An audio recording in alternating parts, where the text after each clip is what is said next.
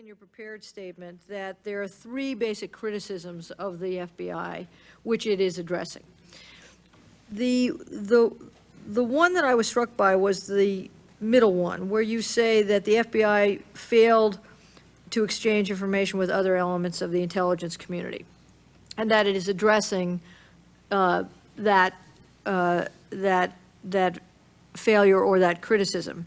But what I hear from Mr. McGaffin and Mr. Hamre is that they wouldn't say that that's the right question. And so this is the second part of my question is to the two of you. Because the way you pose the question, it is not did they share the information they had, but did they cooperate with others in setting the strategic goals of collection and go out together with the other relevant agencies, primarily in the intelligence community, to seek out the right information domestically. And so my first question is whether the three of you would comment on that. That is, what is it that is the failure, if you will, and how are we going about addressing that failure? And if you could be brief, because I have a number of follow-ups, I'd appreciate it. Thank you. Well, I do think one of the failures was the failure to have in place, develop, foster intelligence collection as a function distinct from building criminal cases with criminal predicates. And I also think it was a failure not to have an analytical capability. And a lot of the sharing problems were caused by, in my view, ill-conceived constraints on law enforcement and the sharing of intelligence information. In terms of the setting of the target, it's true that intelligence collection is different than gathering, and it should be focused, and there has to be some agreement as to what the end is. But I also think we can get a little carried away here because a lot of this counterterrorism intelligence domestically within the United States has a somewhat of a tactical flavor to it. In other words, it is focusing on groups and elements.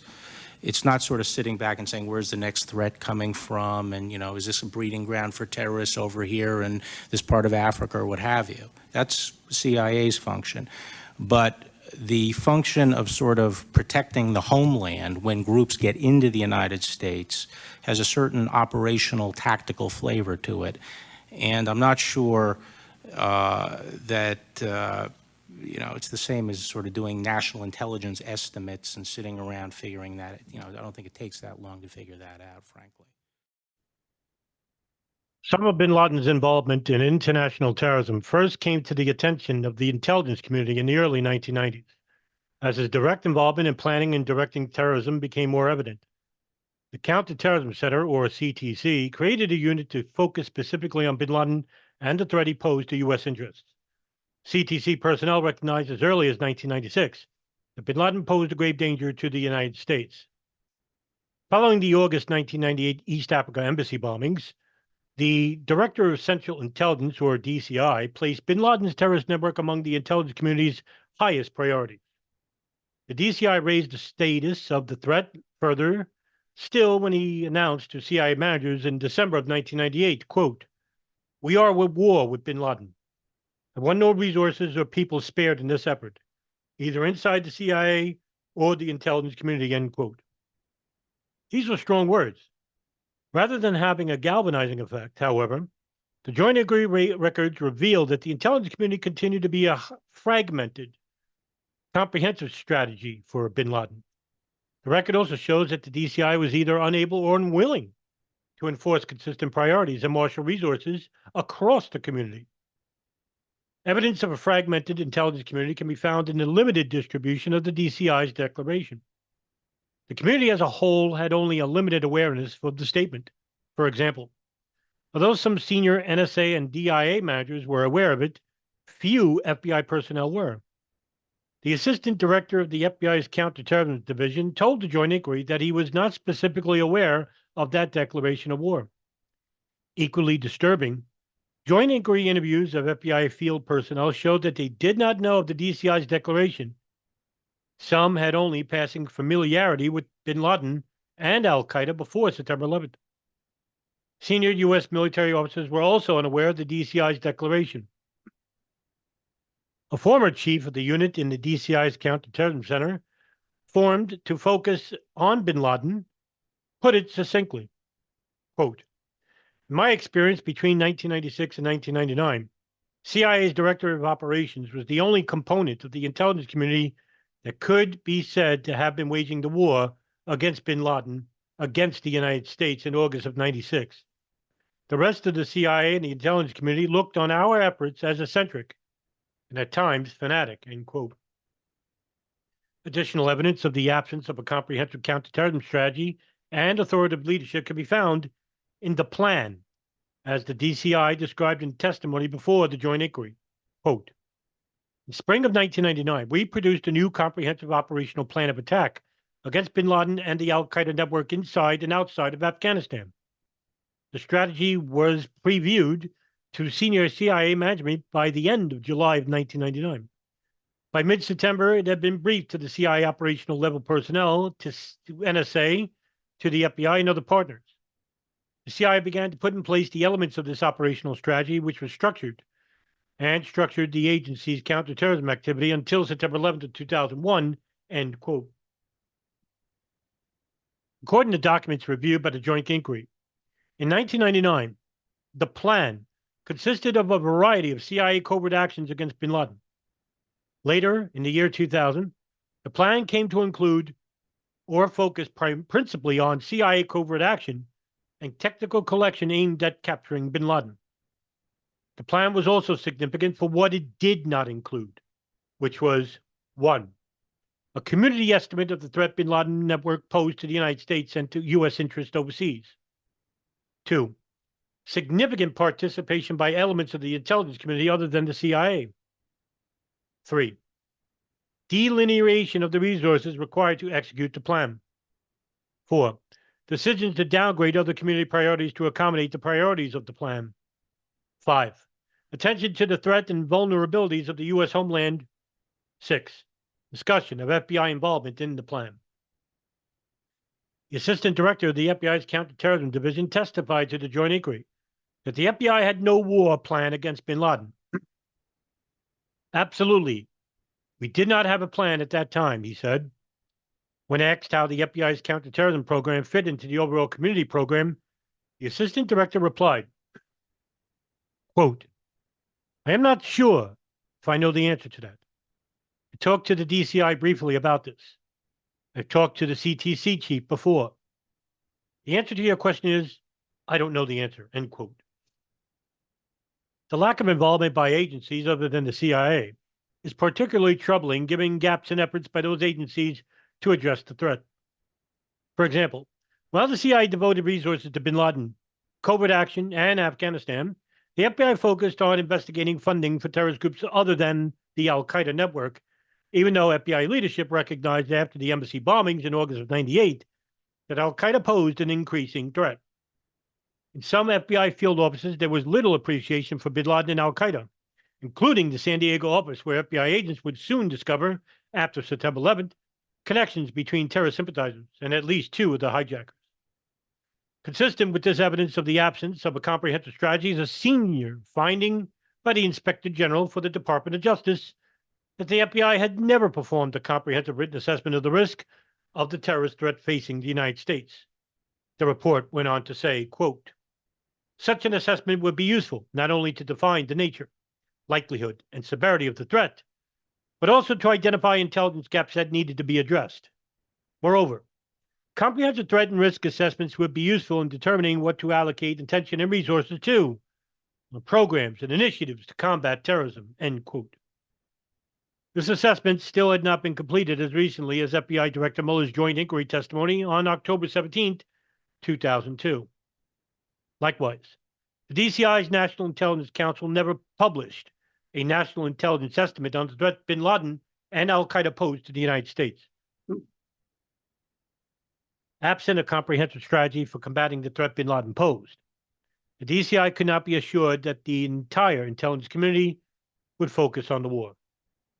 The record of the joint inquiry also establishes that the DCI was unable or unwilling to enforce priorities and marshal resources in accordance with the declaration that the intelligence community was at war.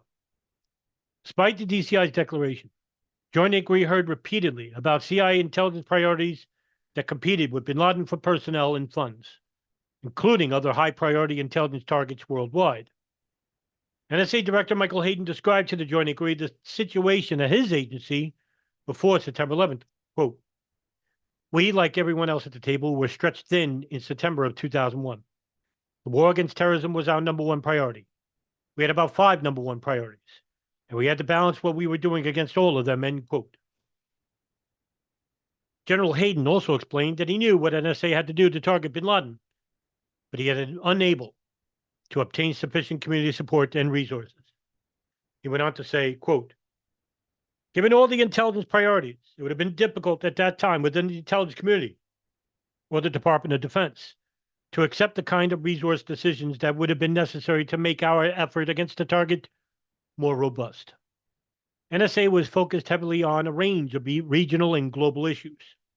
Our resources, both human and financial, were in decline. Our efforts in the year 2000 to churn money internally were not accepted by the community. Its reliance on signals intelligence had made it reluctant to give it up," end quote. The Joint Inquiry record established that even within the CIA, the DCI did not enforce priorities on martial resources effectively against the al-Qaeda threat. Despite the DCI's declaration of war against bin Laden, there is substantial evidence that the CIA's Counterterrorism Center had insufficient personnel before September 11th, which had a substantial impact on its ability to detect and monitor al-Qaeda. For example, a former CTC chief testified before the Joint Inquiry that he did not have the resources to counter the threat bin Laden posed. Quote, "The 3 concepts I would like to leave you with are people, the finances, and operational approvals or political authorities. We didn't have enough of any of these before 9/11, end quote. When XY personnel were not marshaled to CTC to fight bin Laden's network, the former chief recalled that CIA's Deputy Director of Operations, explaining that there was not enough personnel to go around and that CTC was already well supplied with staff compared to other CIA divisions. The former chief of the counterterrorism unit dedicated to bin Laden also told us in a judgment confirmed by his successor, quote, "We never had enough officers from the Director of Operations. The officers we had were greatly overworked. We also received marginal analytical support from the Directorate of Intelligence," end quote. In particular, a CIA officer commented on the reasons for the CIA's failure to follow through on information about 2 September 11 hijackers who came to the attention of the intelligence community in January of 2000. Quote, "How could these misses have occurred? The CIA operatives focused on the Malaysia meeting the hijackers attended. When it was over, they focused on other, more urgent operations against threats, real or assessed. Of the many people involved, no one detected that the data generated by this operation crossed a reporting threshold, or, if they did, they assumed that the reporting requirement had been met elsewhere.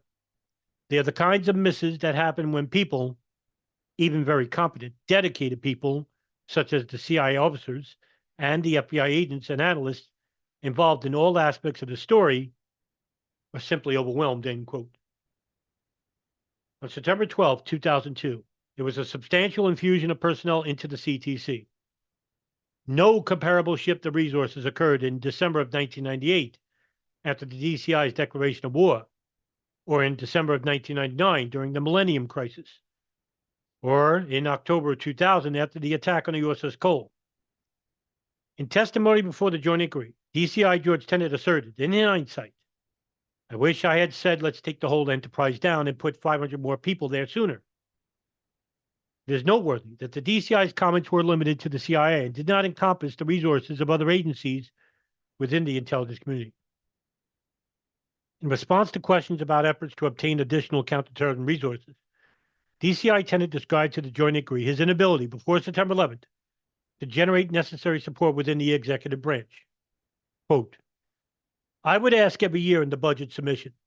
Now, I'm not talking about the committee. I'm talking about the front end at OMB and the hurdle you have to get through to fully fund what we thought we needed to do the job. Senator Kyle once asked me, 'How much money are you short?'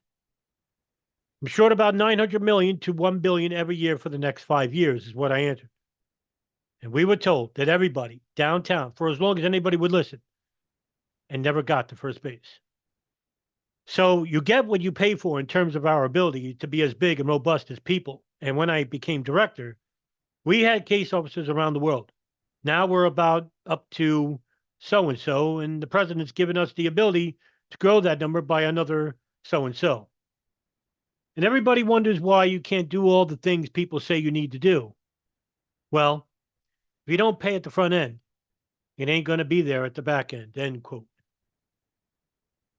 The inability to realign intelligence community resources to combat the threat bin Laden posed, as in part was a direct consequence of the limited authority the DCI enjoys over major portions of the intelligence community. As former Senator Warren Rubin noted in testimony before the joint inquiry, 85% of the intelligence community's budget is controlled by the Department of Defense. While the DCI has statutory responsibility spanning the intelligence community, his actual authority is limited to budgets and personnel over which he exercises direct control. The CIA, the Office of the DCI, and the community management staff.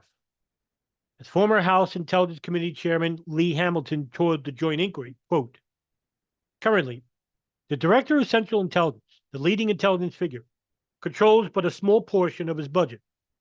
The DCI has, as I understand it, enhanced authority after 1997, and that permits him to consolidate the national intelligence budget to make some trade-offs. But given the overwhelming weight of the Defense Department in the process, that is of limited value. The thing that puzzles me here is why we reject for the intelligence community the model of organization that we follow in every other enterprise in this country. We have someone at the head who has responsibility and accountability. We accept that. But for some reason, we reject it when it comes to the intelligence community, end quote.